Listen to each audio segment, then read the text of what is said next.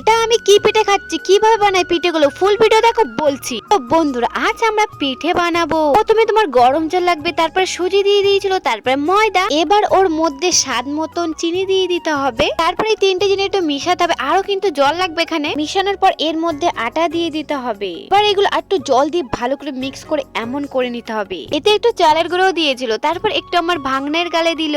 এটা এমন ধরনের পিঠে এটা করলেও হবে না। তো যাই হোক, এবার কড়াই তেল দিয়ে গ্যাসের মাধ্যমে দিয়ে দিতে হবে। পুরো কত সুন্দর ভাবে হচ্ছে তাই দেখো, আর কত সুন্দর ফুটছে দেখো। সব থেকে বড় কথা কি বলতো, এখানে প্রথম পিঠেটা করেছিল সেটা উনুনে দিতে হয় মা চণ্ডীকে।